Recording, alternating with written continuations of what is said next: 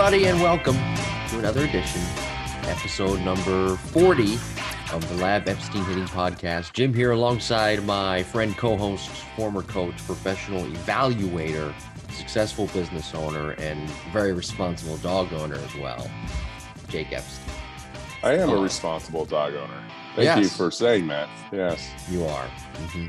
You're I was listening while we're recording here. For those who pick up on it. A couple of things. First of all, ownership stuff at the lab, obviously. You don't have to get into that if you don't want maintenance. to. Maintenance. But machine maintenance. Nolan Arenado got traded to the St. Louis Cardinals, and you're not too happy about that for whatever reason that is personal to you. You'd like to expand on it. If not, hey, we can move on to some Hall of Fame talk. That'll probably get your blood boiling even more. Yeah, so pick your poison. I wasn't. I've been, working all day. I mean, all night apparently, because this is Monday morning.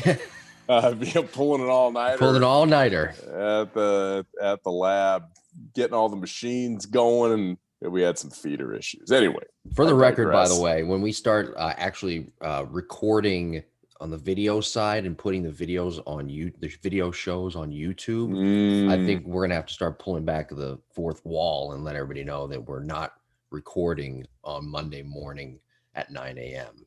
Unfortunately, yeah, you're probably right.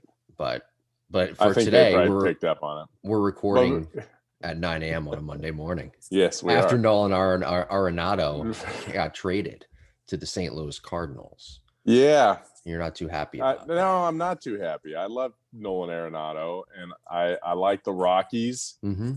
And he is, I think, an invaluable player to an organization. So, I mean, I get it if and I don't know, because I don't know who they got in return aside from Luke and Baker. Is that what you told me? Yes. I mean, if that's what you get back, then that's probably not a great trade, unless there's other people, right? I mean, you're trading a Gold Glove All-Star, so you'd like to get something besides a first baseman in return. Yeah.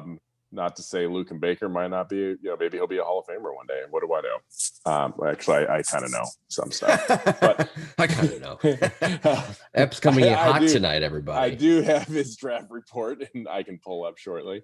But yeah, no, I'm kind of bummed out. The Rockies are an organization that, for the people in Colorado, they're just like kind of good enough to make money. They have a good fan base. They got good TV money. They have a beautiful stadium. Yeah. People like to go there, watch games. The mountains are in the background. The downtown area is super, hot and pumping. It's good bars and restaurants. And the owners make, they make some money. They make, $20 to $50 million a year.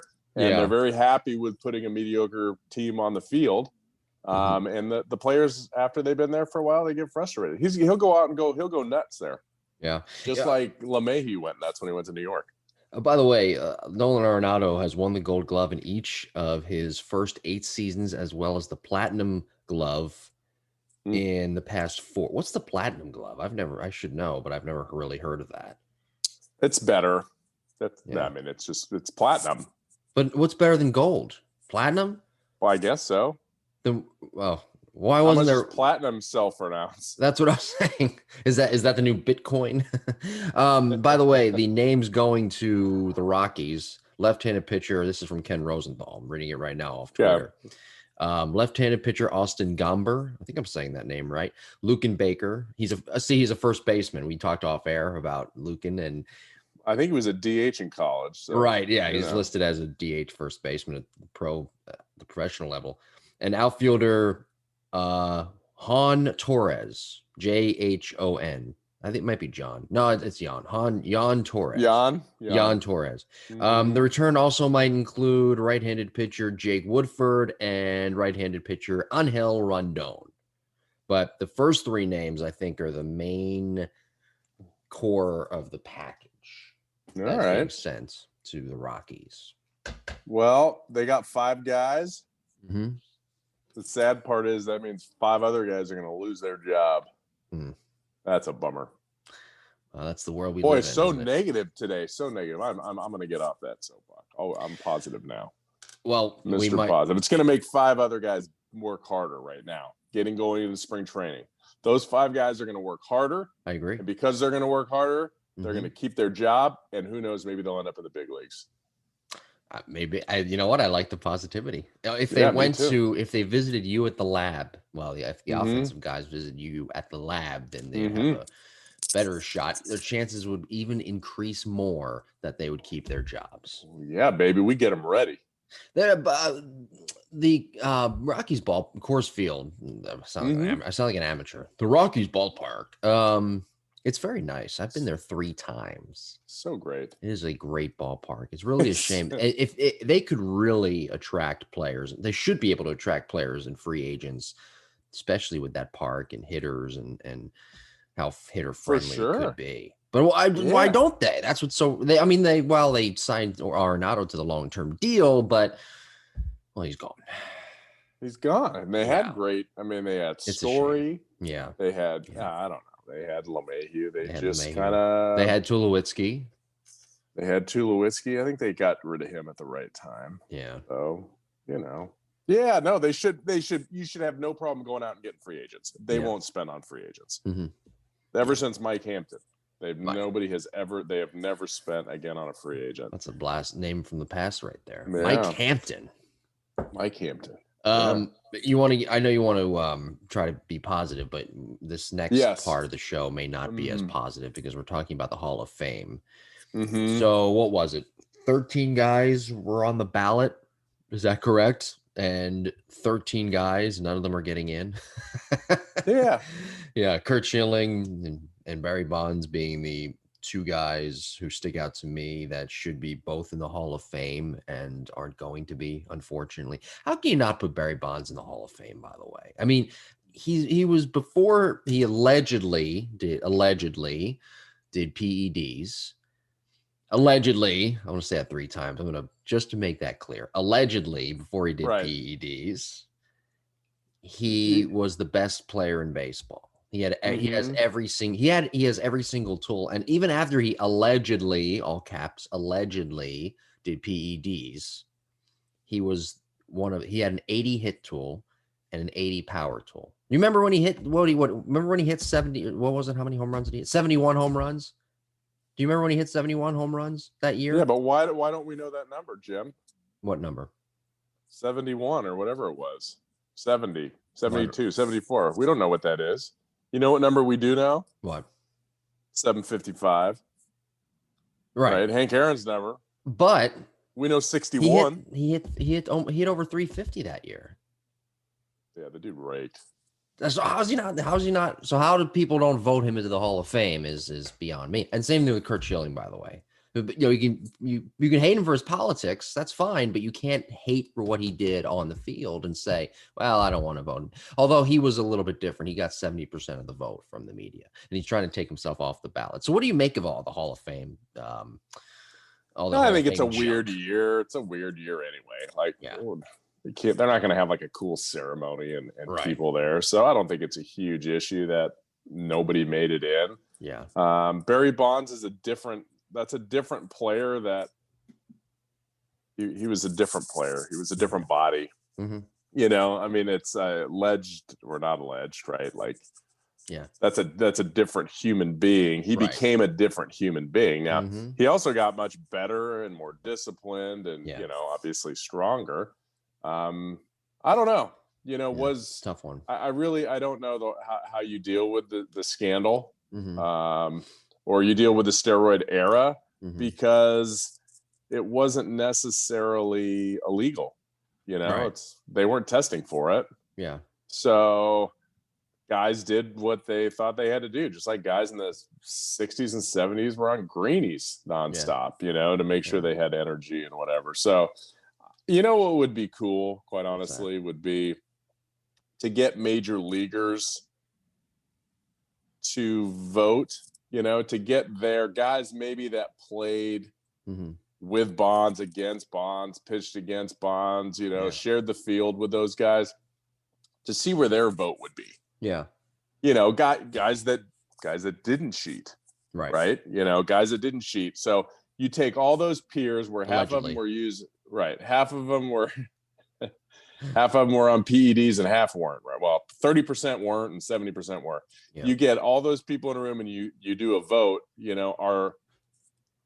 What do you get? Do you get people that are upset that guys were cheating or whatever, allegedly cheating or getting bigger, or do you get guys that say, you know what, they were just so good, they were so good, like they belong there, they dominated the game during their era, and that's really how you have to do the numbers. I don't think numbers should really dictate a lot of stuff. It used to be, if you had 500 home runs, right? If you had 1,000 hits, 3,000 hits, you're in the Hall of Fame. I think today the game is so different that your guys aren't going to have 3,000 hits. We're not going to see that. Yeah, and I think that the whole voting process needs to be completely overhauled. I don't understand why writers just get a vote, and writers who aren't even on the beat anymore. It's kind of stupid, to be honest with you. I think that there should be a mix of, I'm not saying that all writers should have their privileges of voting for the Hall of Fame revoked, but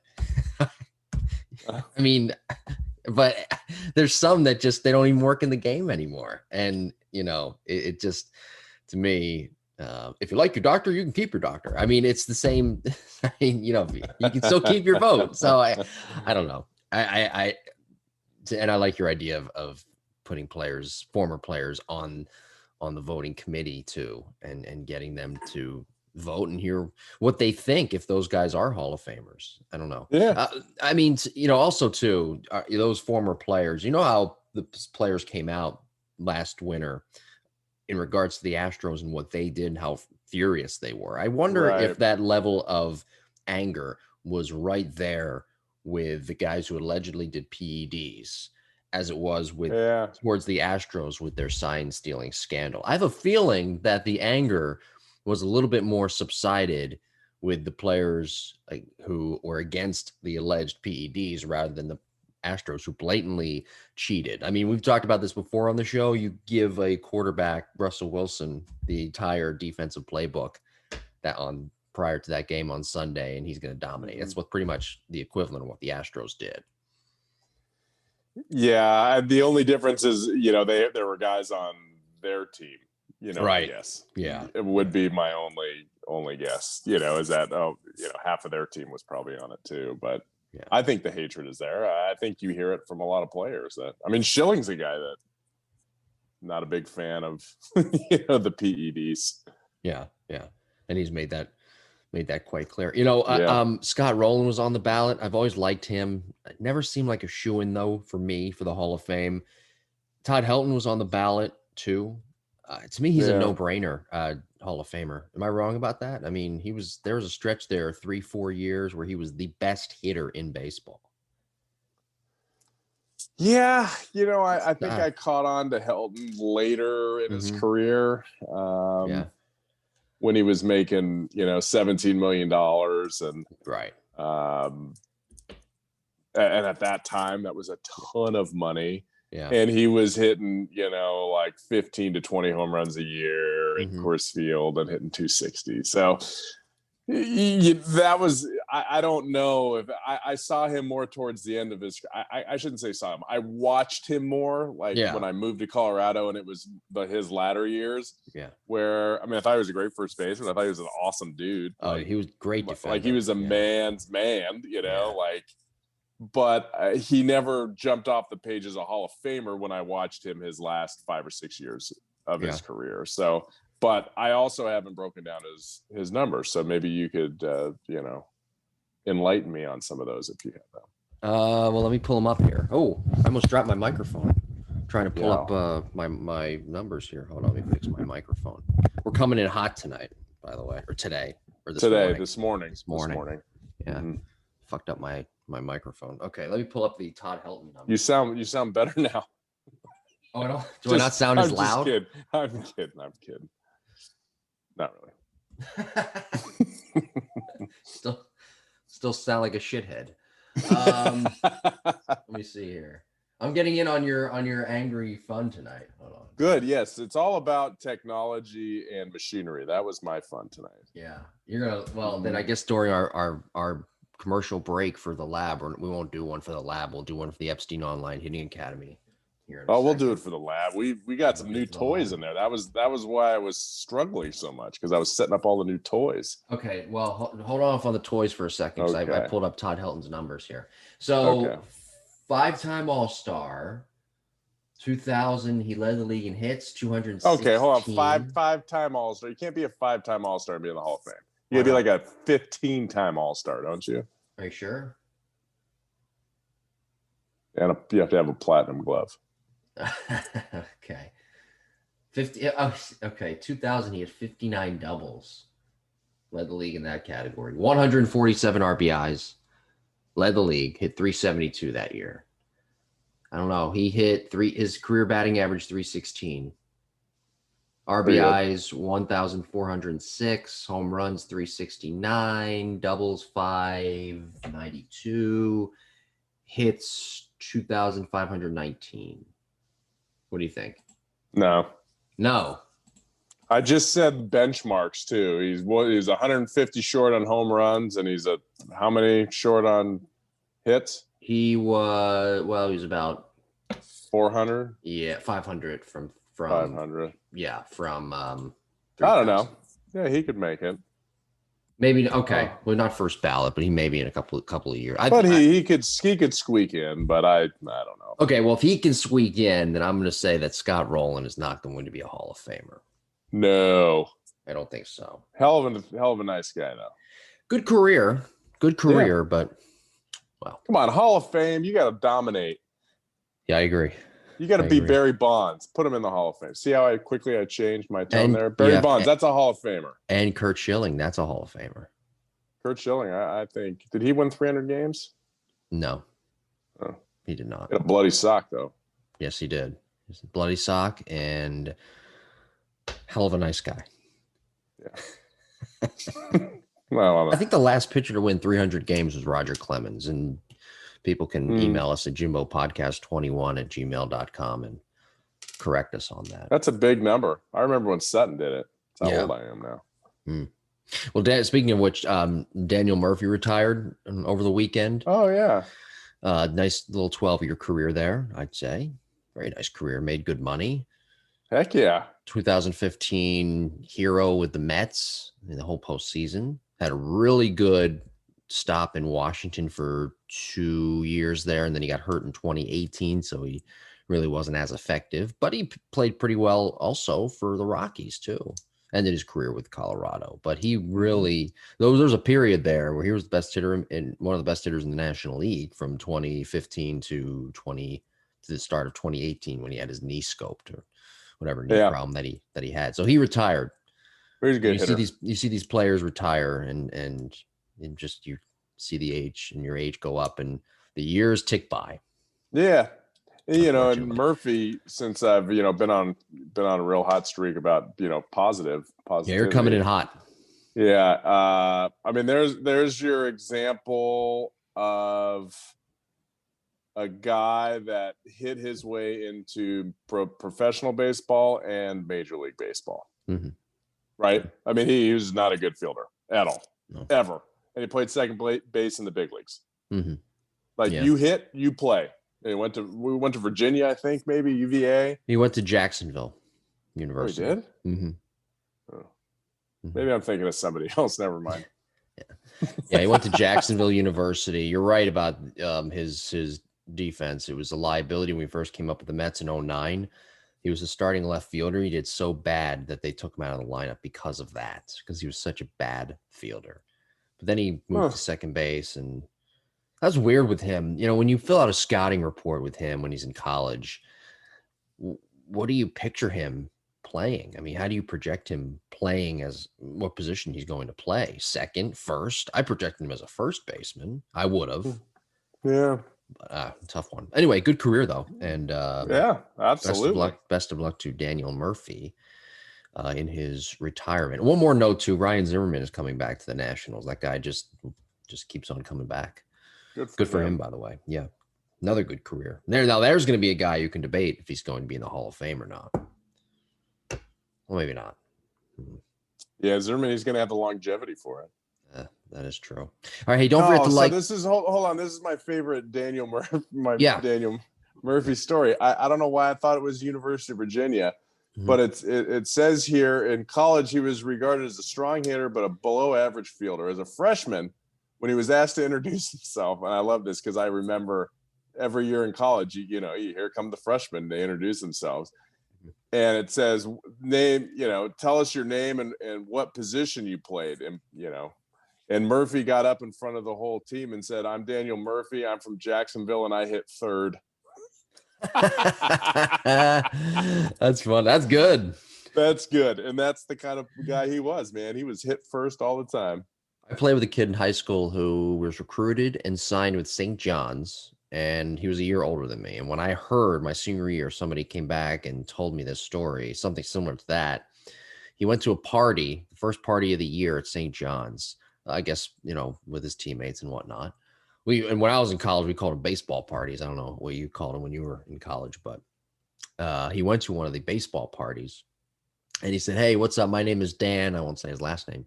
And they're like, hey, Dan, what's up? And he goes, yeah, you can call me Dan, but you can also call me Uptown, meaning like all he does is, Right. Yeah. And that didn't go over well from what I heard. No. Fucking jerk. Yeah. Yeah, you got to be real careful what you say to your new teammates. Yeah, I like the guy, but that was kind of a jerk-off thing to say. Yeah, well, Northeasterner. Especially as a freshman. Yeah, those Northeasterners, man. You're not wrong.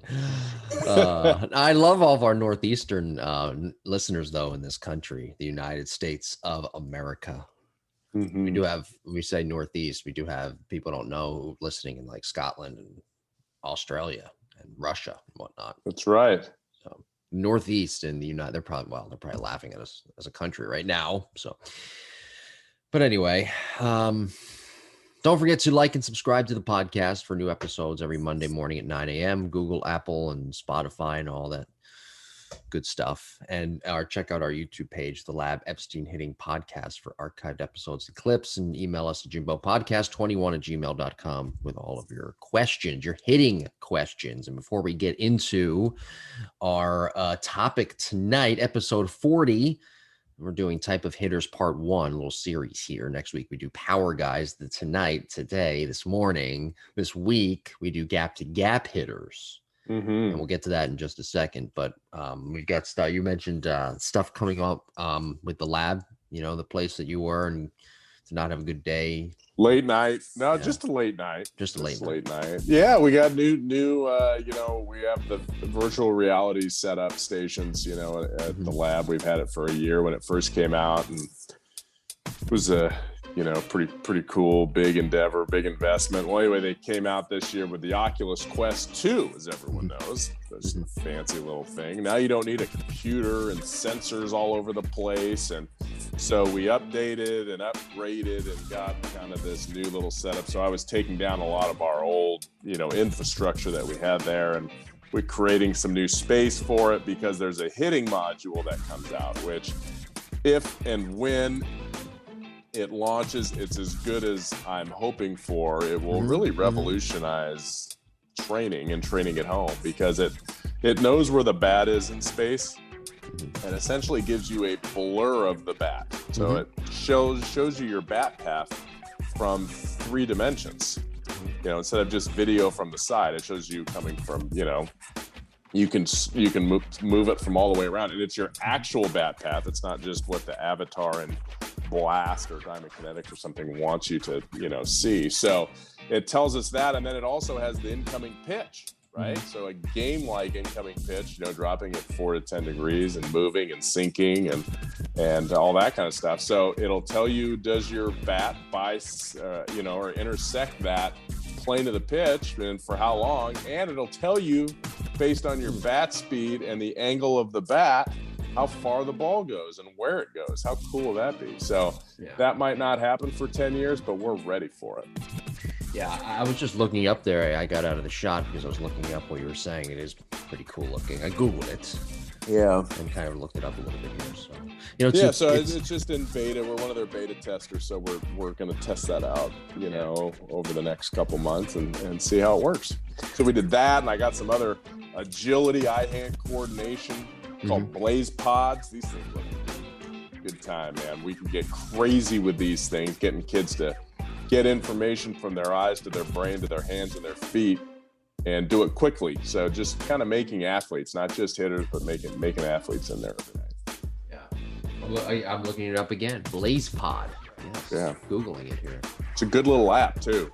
I'll tell you. Good app that comes with it. Runs, got a lot of different exercises in there you can do.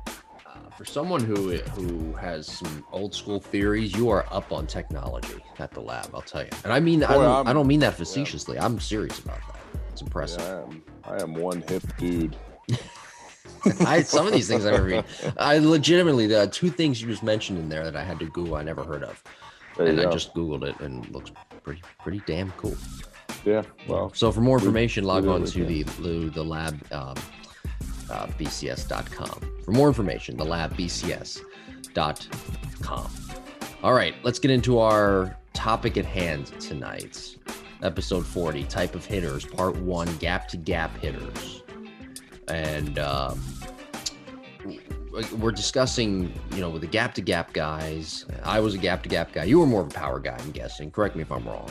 Mm-hmm. But you teach both on the baseball and softball side. We'll get into what the attack angle and what some of the metrics should be.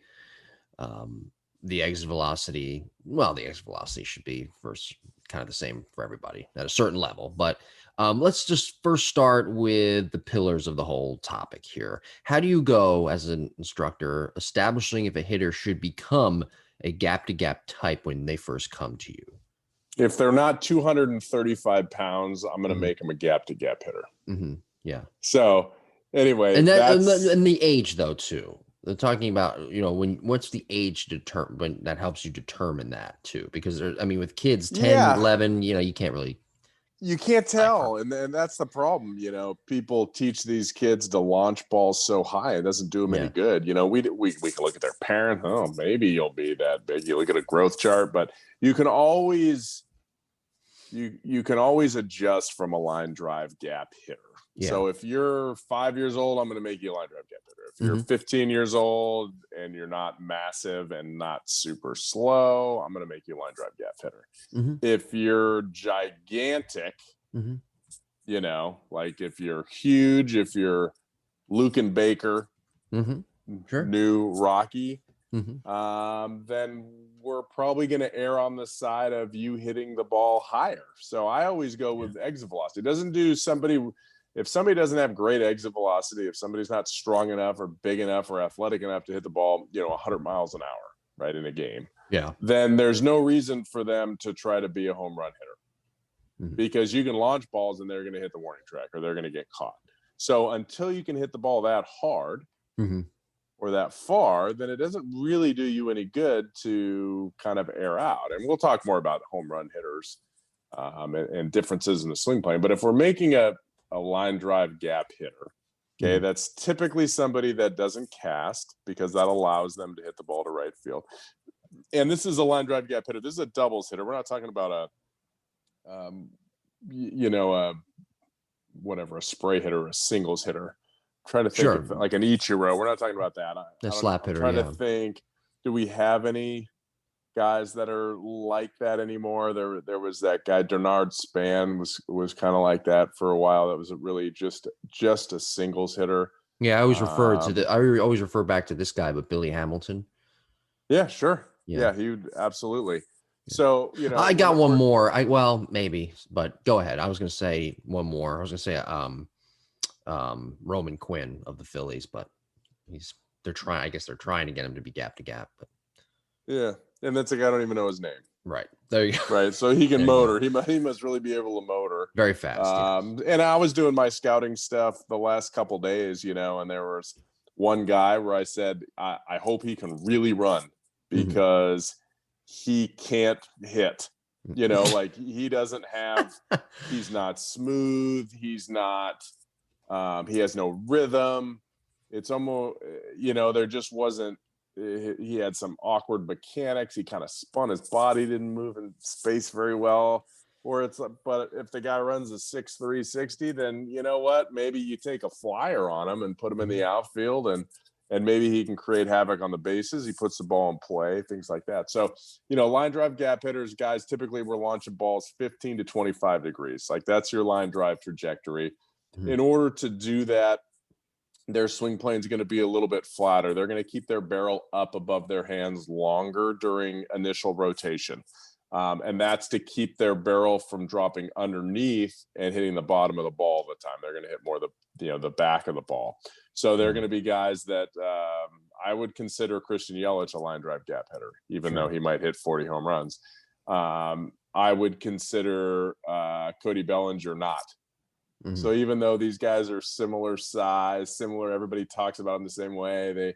I don't think Bellinger is going to be an over 300 hitter, very often. I think he did that year, but it's just, he doesn't have the path for that. But those are different. Like if you put those two guys side by side and watch their swings in slow motion, they're not even close. Yet they're both very, very successful big leaguers in their own right. So, who has a better move?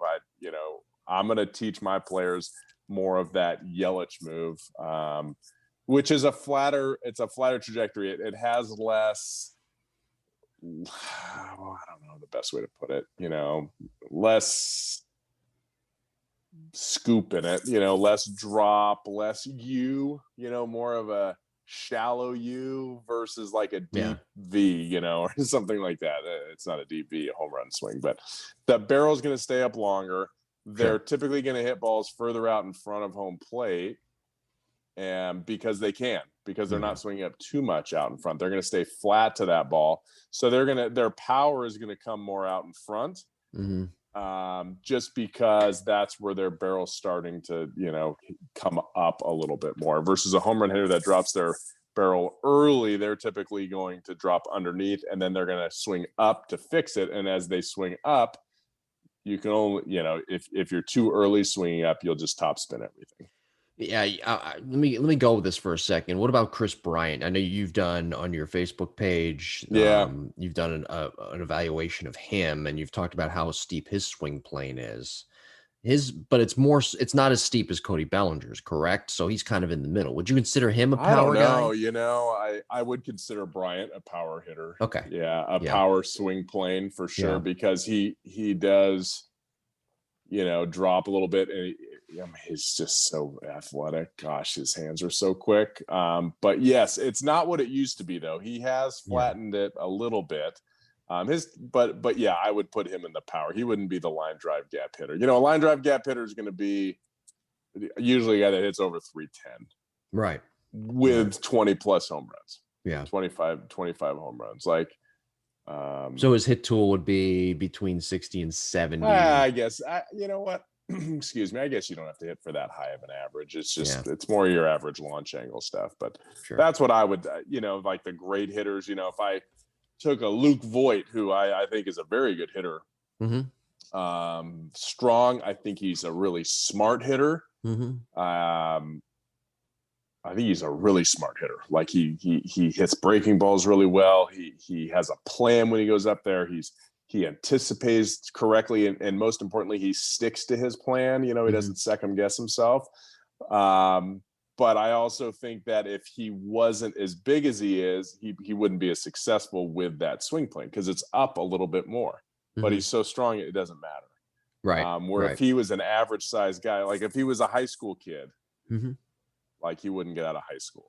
And that's kind of the problem is, sometimes we watch some of these big leaguers and you don't realize how big and strong these guys are. They're huge men. They're men, a lot of them. Right. Yeah. They're men. And you're, we had our high school class the other night, right? Where everybody's 175 pounds, maybe one guy's 200 and it's like, and they're athletic, but it's like, they're like, yes, I hit it, whatever, 95, 98 miles an hour off the bat. Awesome. I'm like, Voit hits that ball, 118. When it's a 90 mile an hour pitch, right? Because that's what we have the machine on. I mean, they're hitting it almost, they're hitting it 10 to 20 miles an hour harder than you. Yeah. Like you can't have that same move. It's not. He's going to miss balls and they're going to go out of the park. Right. I mean, that's what it comes down to. Like when he squares it up and he hits a barrel, it's 115 to 118. Yeah. When he misses barrel, it's 105. Yeah.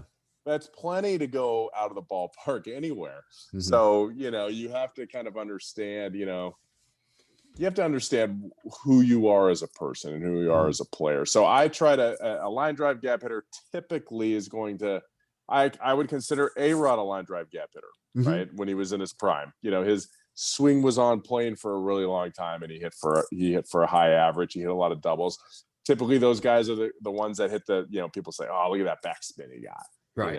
It's great backspin.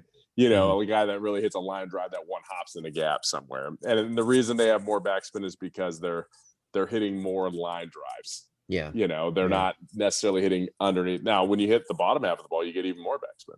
For sure. Yeah. Okay, but it's a different trajectory that looks different that some people like, some people don't like. Yeah. Yeah.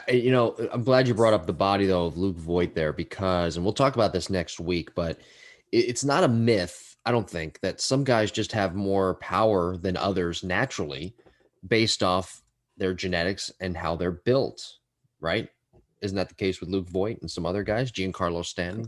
No, anyone. Everybody has their own DNA code, and when you're big and strong, you can get away with anything. Yeah. I shouldn't say anything, but I mean, you can get away with a lot more. You don't have to be perfect. Right.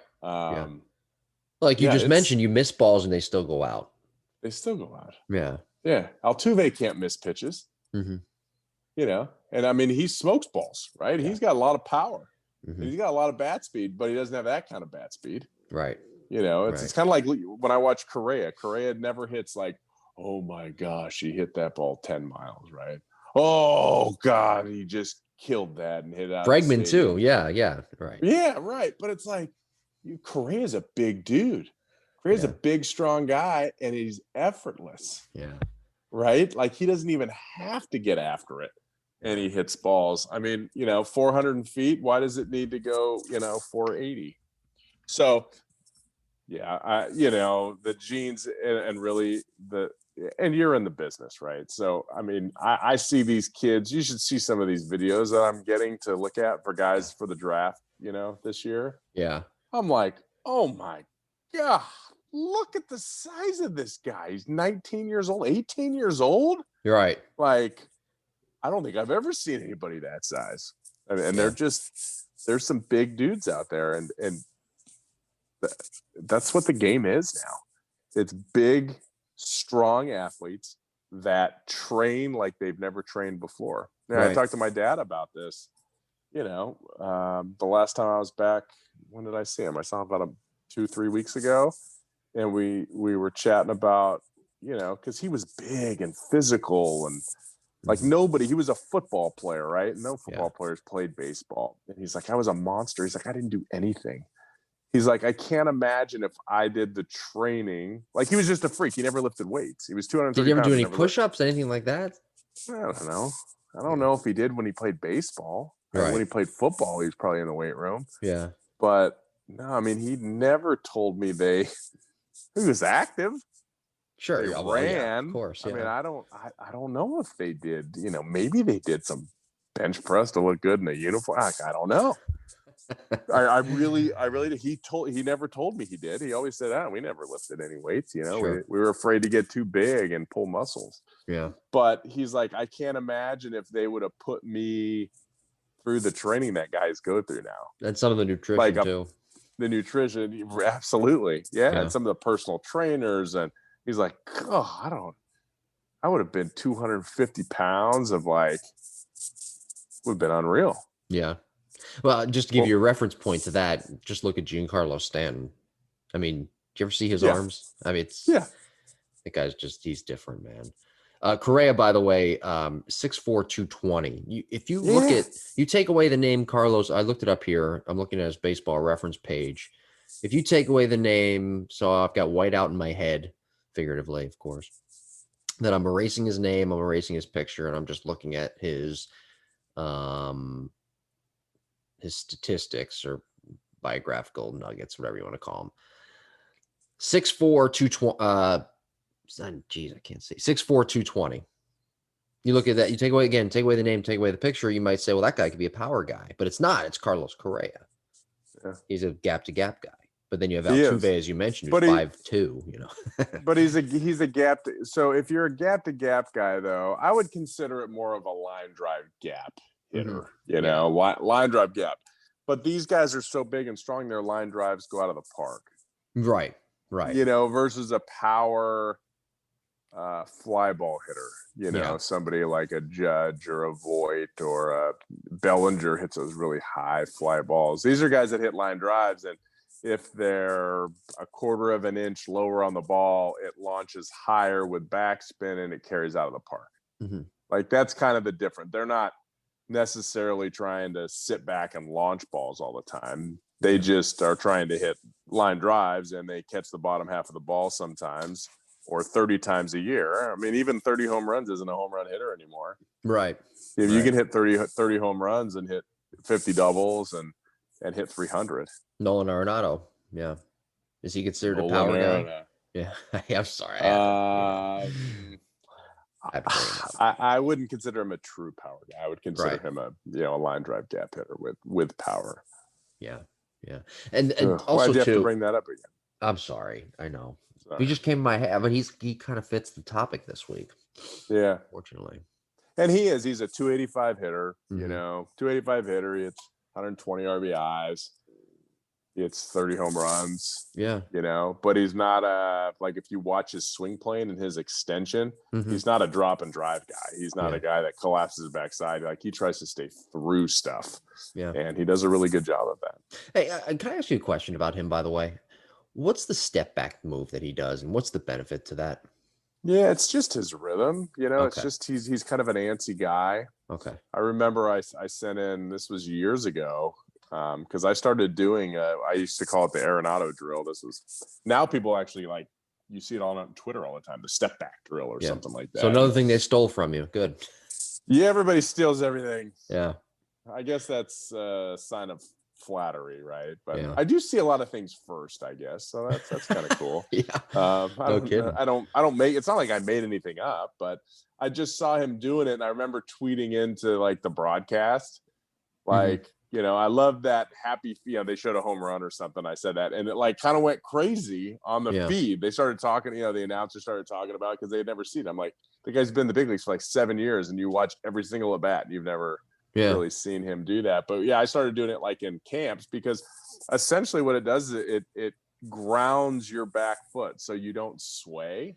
You don't get your back knee over your back foot, or you don't sway back. Your hip doesn't slide back too much. It just puts the weight into the ground and into your glute instead of, on the side of your foot. So no, I think it's just him. If you watch him take BP, he's just very antsy. He almost looks nervous. He's always moving, and it's just his way of getting going. Yeah, it's pretty cool, though. But he has all the moves, though, that make him a successful hitter, like DJ LeMahieu, as we talked about last week. The only funny thing, I don't know how funny it is, but Arenado, his head goes like a lot of times he'll be at contact, out in front of his front foot, but his nose will be, like, at home plate. Yeah. Like he's looking out of the corner of his eye. He's been taught to keep his head down so much. It's a very awkward position. It's an awkward looking position, like if you stop mid contact, but mechanically he does everything right.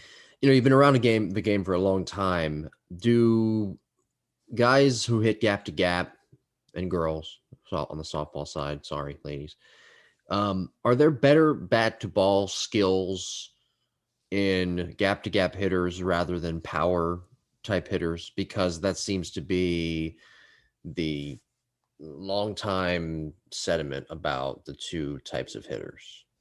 I think your swing plane's more consistently on plane or on that collision course with that incoming pitch. So as a line drive gap hitter. So yes, it's going to seem like your batted ball skills are better. Their vision's better, or their eye-hand coordination's better. And it's really, that little white ball or the big green ball coming at is hard to hit. Yeah. It's not straight. It doesn't come in straight. Comes in, it sinks, and it cuts, and it rises, and it drops. So you're not going to be perfect that often. your timing. You're going to be a couple inches late, a couple inches early. So guys that have more of a consistent swing plan with good mechanics that are more line drive hitters, launch angle guys that are 15 to 25 degrees, they're going to seem like they have better eye-hand coordination or batted ball skills. But maybe they do. I don't think so. I just think that they are giving themselves a better chance for success. It doesn't mean that pure power guys are doing anything wrong. It just means that, you know what, I'm going to launch balls higher, and when I miss, I'm going to miss up. Yeah. Or I should say, my barrel's going to miss underneath. My barrel's going to miss under the ball. I'm going to swing under pitches, and if I pop up instead of, hit a line drive once in a while, then I'm okay with that, because maybe I hit an extra 5 to 10 home runs. And maybe if I hit an extra 5 to 10 home runs, I'm in the big leagues, or maybe my next contract is $5 to $10 million more a year. You know what I mean? Like, you have to figure out what your role is. I'm a corner outfielder. Right. I'm a first baseman, right? Like, I need to do something a little bit special, to play those positions. Arenado just happens to do them all. I'll just drive in 120 runs and I'll win a platinum glove. Did we figure out what the platinum glove is, by the way? No, do you want me to Google it? I bet it's platinum. That's what I bet. I bet it's instead of being made out of gold, I bet it's made out of platinum. I'm about to Google it now. I'm very, very curious. Oh, well, there's no slap hitters anymore, by the way, too. So it's either 98. I'd say maybe I'm exaggerating. Gosh, I'm going to go with 98% of hitters now at the major league level are either gap to gap or they're power guys. Those gap to gap hitters are pretty much up the middle, and the power guys are the corner guys. I mean, with some exceptions, of course, but there's no more slap hitters. You're either a gap to gap hitter, and this is for, by the way, kids listening. Kids, here's a lesson for you: become a gap to gap hitter successfully, or become a power guy if you want to get to the big leagues, or if you want to get a professional contract. I think the reason is one base at a time is not very easy.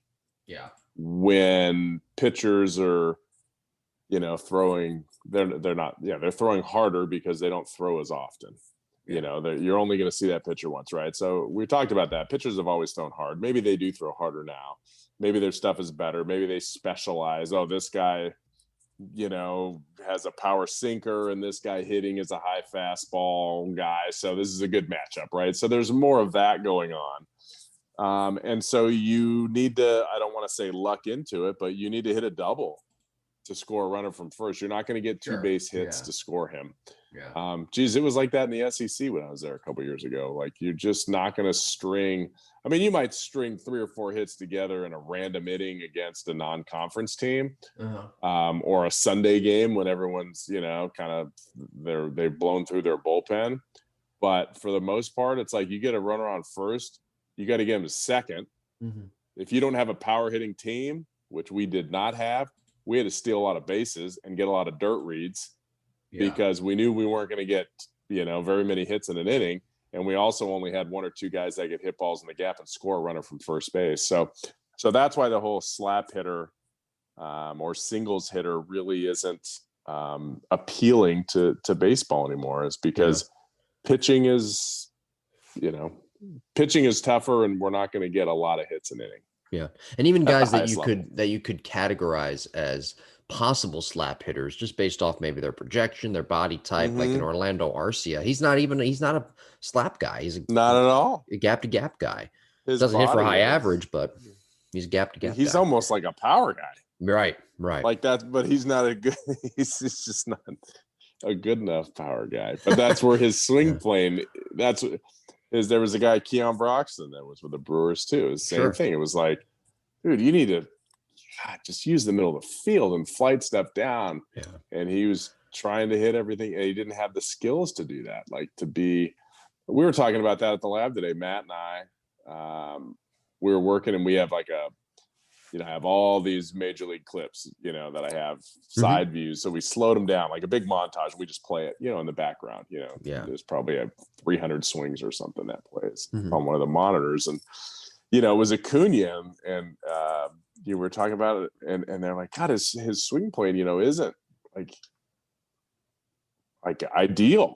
He's got a little bit of a drop. That would be a good one for us to do too, for one of our segments here. One of our Yeah, mechanical yeah. breakdown Like, series. I mean, he definitely he doesn't cock the bat. He holds it very straight up. So he's probably in the 5% of major leaguers that do that. It might even be less than that. And he kind of casts just a little bit. Yeah. Sometimes the cast puts you underneath the ball. Mm-hmm. Okay, so not bad. And then he kind of swings up more than most guys out in front. And so when you look at that, you're like, well, that's a guy that should hit for a really low average, like 220. Yeah. 230. But he doesn't. And he doesn't because his dang vision and athleticism, even though his happy zone is probably only like a 4-inch cube.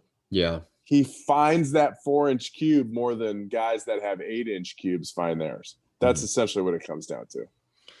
By the way, the Platinum Gold Glove Award. He'll be a Hall of Famer. Is Acuna? Yeah, his brother might be too. They've got the same. They've got the same swing.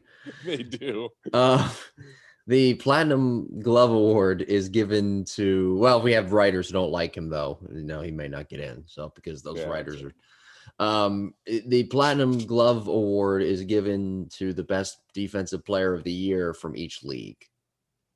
Oh, regardless of position. Right, yes. So to determine the Rawlings Platinum Glove Award winner, fans select one player among the 9 Gold Glove Award winners from each league. Ooh. That is from Google. When I first Googled Platinum Glove, the Google put in Platinum Blonde by mistake.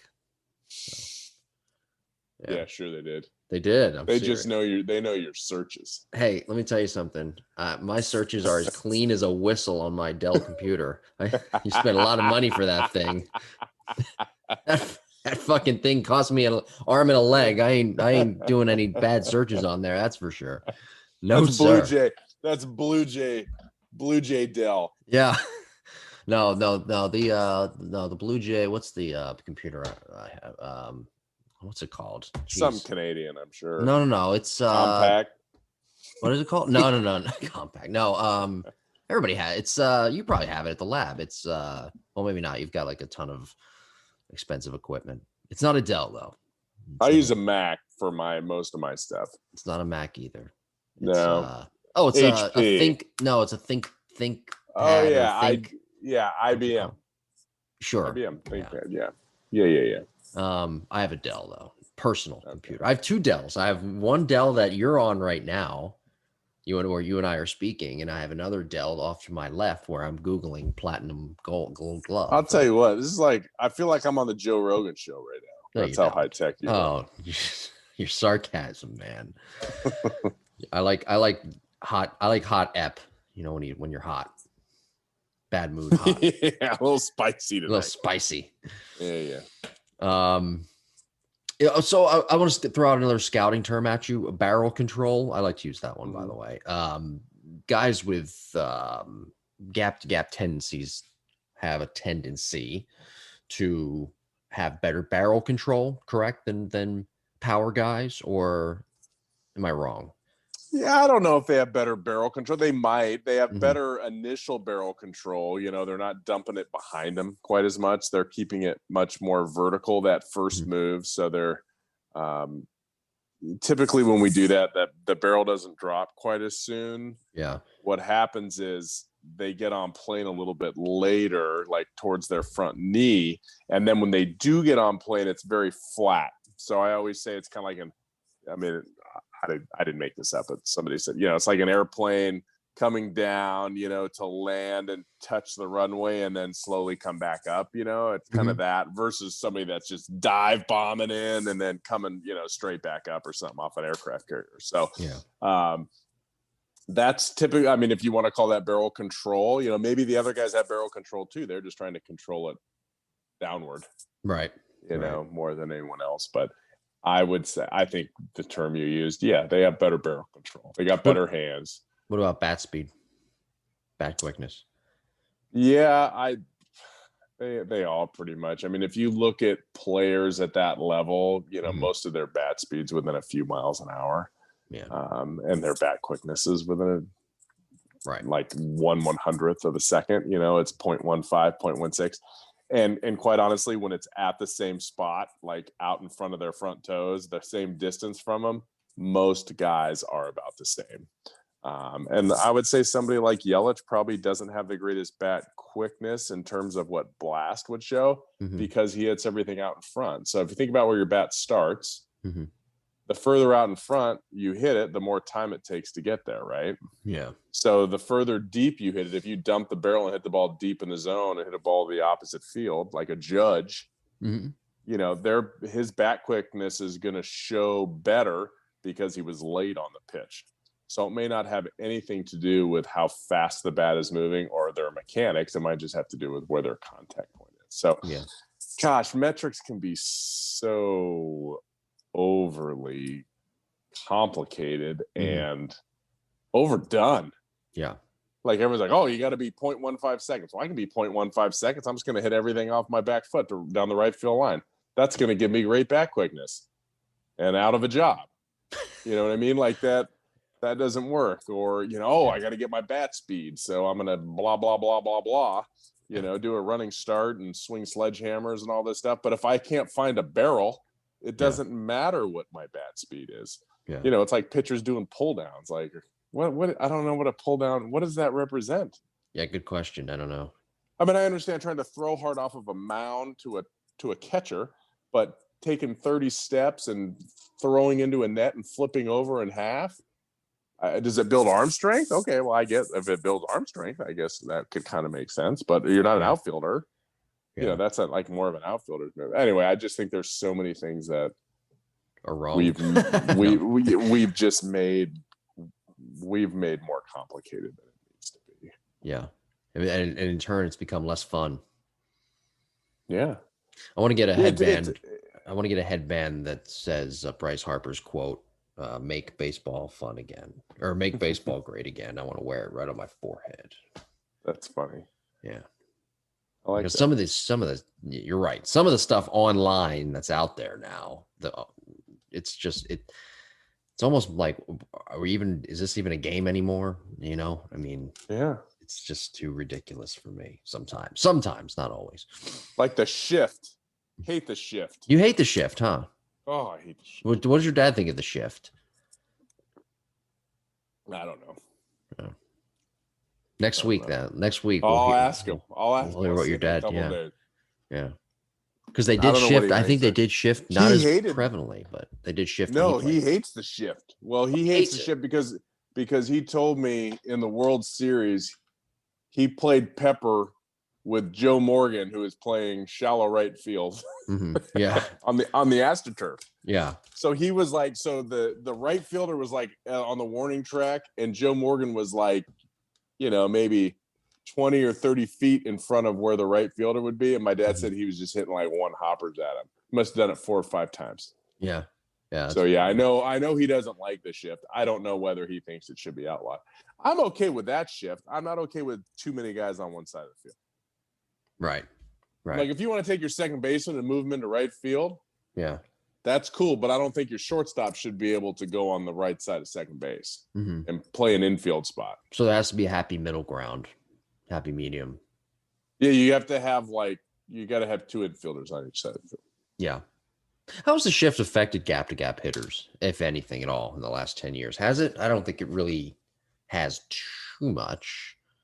I think it's hurt the guys up the middle. So a gap-to-gap hitter, isn't going to hit a lot of ground ball. Like if you're a right-handed hitter, a gap-to-gap guy usually isn't going to hit a lot of balls between first and second. Right. Right. So what they'll do is they'll put the second baseman like right up the middle. And I think where guys, that used to be what you did. You hit the ball up the middle. You got a base hit. Every time you hit it hard up the middle, you got a base hit. Yeah. Yeah. Not anymore. It drives me crazy to watch guys hit line drives up the middle and the middle infielder catches it. Like you see the pitcher turn around like, oh crap. Oh, my bad. I got a guy there. Right. Oh, I missed it. Yeah. Like I didn't make my pitch. It's like almost better to roll over one or like flip one towards Yeah. where the second baseman or the opposite infielder should be, Mhm. versus hitting a laser right up the middle with backspin that the person catches and turns to. Yeah. I don't know. It's just the way it is. One more metric question. What's Yeah. the average attack angle for gap-to-gap hitters? You're probably looking in that like 8 to 12 range Okay. on those guys. Yeah. And you're usually going to be 12 to 15, 12 to 16 for power guys. Mm-hmm. Yeah.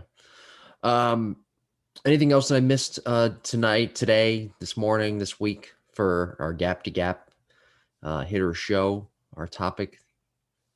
No, if you're a young kid, be a gap-to-gap hitter. That's all I can say. You know, it doesn't do you any good to hit the top of the cage off a tee. Yeah. When you're 10 years old or 12 years old, you know, learn how to hit the ball over the second baseman's head, learn how to hit the ball over the shortstop's head. Yeah. And then as you get bigger and stronger and you want to add, you know, a little bit more loft or a little bit more, you know, launch angle, if you want to call it that, then there's very simple ways to do that. But what's very difficult is being one-sided, either being a slap hitter that chops or, you know, a chop hitter or a guy that swings up a ton.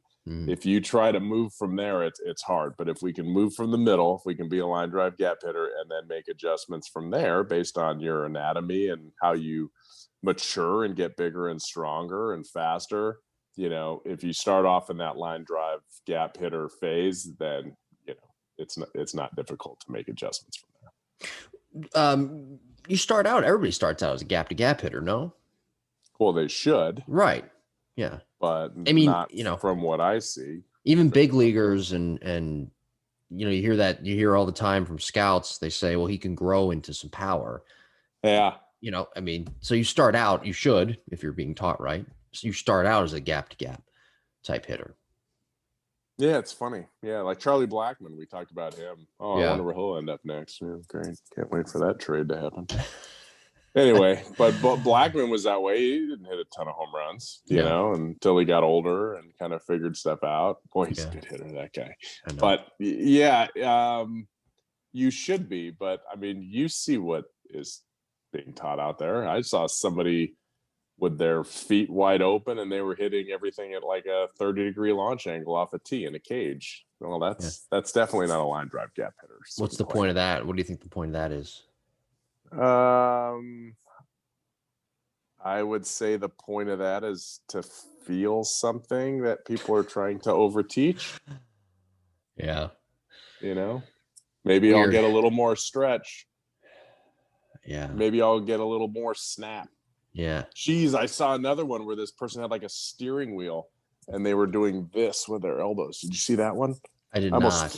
I almost threw up all over my computer. Yeah. It was like bat drag. It was like, we're going to teach you how to bat drag as much as possible. Right. You know, I have seen this steering wheel. I've seen drills, certain drills online similar to that, where I look at it and I say, oh my God, that's bat drag. That's the very definition of it. Your dad would be going in on some of these hitting gurus nowadays.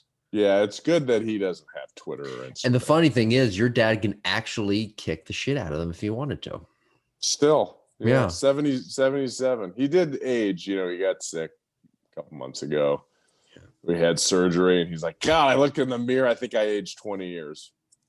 So he's 77 and he kind of looks a little old now, but he still beat everybody's ass. He's still Not that you can. Not that you can. I'm just saying you have more of a calmer demeanor. His giant hands, they're like. I mean, this is a guy who fought Reggie Jackson. So that's right. I wouldn't want to mess with him. He didn't fight anybody. He wouldn't care. All right, good stuff this week. Yeah, I like when can you get hot and mad about something every week? Because we always, you know, not that the shows are better, not that the shows are better, but it's more what is it? It's more spicy. Yeah. I can't.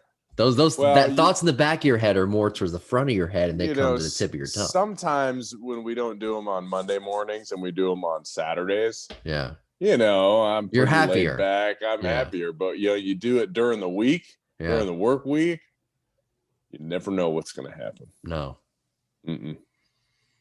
Yeah.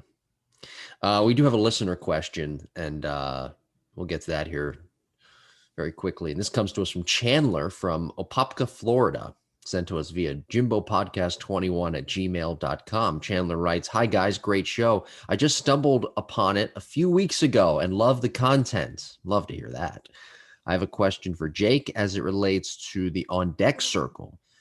What is the one common factor in all high level hitters in what they do in the on deck circle that gives them the best chance for success? Are there certain moves to get a hitter ready for that next plate appearance? Thanks. And keep up the good work. And again, that is from Chandler from Opopka, Florida, sent to us via jimbopodcast21@gmail.com. Thank you, Chandler. Great question. Where's Opopka, Florida? That is east of Orlando. Oh, like Cocoa Beach? Melbourne? Kinda, Come on. I'm trying to dig deep I'm into west. not quite close to the water. Not as close to the water. Not really, no. I'm working on my Florida geography. Are you going to move to Florida? Are you moving? I don't know. You never know. My kids like palm trees. I was going to say, because, if you're looking to live, like, say, in a red or blue state, Colorado is a blue state, but there's part of Colorado that wants to secede and go to Wyoming. So you can still technically live in Colorado, but you would have to live in northern Colorado, where now after the secession, they'd be considered Wyoming. If you want to live in a red state, I don't know if you do. Florida's a red state. I like Wyoming. I like Montana a lot too. Yeah, a lot of people do. And I might like Opopka. Opopka, the P. I was close. APOP. I was thinking of the Seinfeld episode with the cinnamon chocolate babka. Yeah. Bread, whatever it was. You weren't okay. You weren't talking about Festivus for the rest of us? Always. All right. So go on the strike on for 10 circle, years.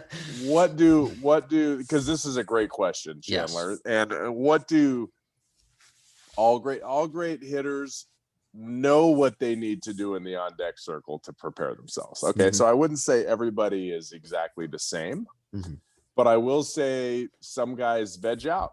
Yeah. Some guys relax their brain, they relax their eyes. Between pitches, they'll close their eyes. They might visualize what they're going to see, what that pitcher might throw them. Sometimes they will go through their previous at-bats, which they shouldn't do. They should do that before they get to the on-deck circle. I would say if they did one thing, it's typically rhythm. They're going to dance with the pitcher. So I'm a big fan of, and you see this all the time, right? The on-deck guy is timing the pitcher just like the hitter in the box is, but they're typically not swinging. So I'm a big fan of timing that pitcher, moving when they move, try to get that ballet, so to speak, going. Yeah. But I'm not going to pull the trigger and swing because the ball's not, it's way, it's far away. So maybe then I'll take a swing, or they'll take their swing, one arm swing, two arm swing, when the pitcher's getting the ball back or there's a foul ball. And then all of a sudden when the pitcher starts getting their sign, you'll see that hitter kind of zero in again and start working rhythm. So that is the one thing that I always tell my players to do. I want them working on their rhythm. Figure out if the guy's doing a slide step, see if he has a slow delivery to the plate. Sometimes I'll have, guys, can you see anything different with the glove? Can you pick up a tell? Did one of the guys on your team says, he does something with his finger or he flares his glove. Maybe they'll look for that in the on deck circle. So there are a lot of little tricks to do that. But I think the big thing is they're preparing themselves for battle. They're preparing themselves to get in the box and zone everything out and just pick up that ball, right? And know what they want to do with it. So that's the biggest thing. Be relaxed. Don't be all jazzed up in the on-deck circle. I'm a big Kent Murphy fan, but probably don't want to be checking out the chicks in the on-deck circle, if it means something. So yeah, relax, set yourself, get your rhythm squared away and be confident when you walk up to that box. You bring up that point. So the stretch. One more thing. The stretches, they aren't. Those stretches that players do, they really don't do too much. I mean, that's just the comfort. They're just I mean, maybe it does. They throw a donut on. They do a weird thing, with the arms but I think that's a routine for relaxation. I think that's a routine to get them in the moment rather than helping them be a better hitter. You mentioned the Kent, what's his Kent? Murphy. Yeah, before my time, I guess. That he no, not before my time. I don't know. He's still out there. Oh, I think it would be right in your time. Kent Murphy. I don't remember Kent Murphy. Coach Kent Murphy? Was the game? I'll have to Google him. Was the game? Maybe it's because it's late and we're coming in hot tonight. Was the game more fun like 20 years ago, or is it just me? More characters, more, for example, in the on deck circle, looking at chicks. You never see that now. You'd never see that from players nowadays. It just seemed, I don't know, guys play. It seemed more of like the wild, wild west, playing on these AstroTurf fields and these big multi-purpose stadiums. And that was like 40 years ago. I mean, it just seems. How old you are. Yeah, I don't know. The game, I think social media has made the game not fun. I think social media in general has made life not fun. I agree. You want to talk about that mess for a while? No, but I really do. Yeah. I think that you can't go out and have fun because somebody's going to shoot a video of you. Right. You know what I mean? You got to stay in the zone. You can't have fun in college anymore. Right. You can't tailgate with your teammates. You can't tailgate with your buddy. Even if you are 21, you can't do it. Yeah, somebody's going to get a video. Yeah. You got to watch it. And it's just, I think that part of it is definitely not as fun. Yeah. I've just noticed, and all sports though, by the way, I've noticed it.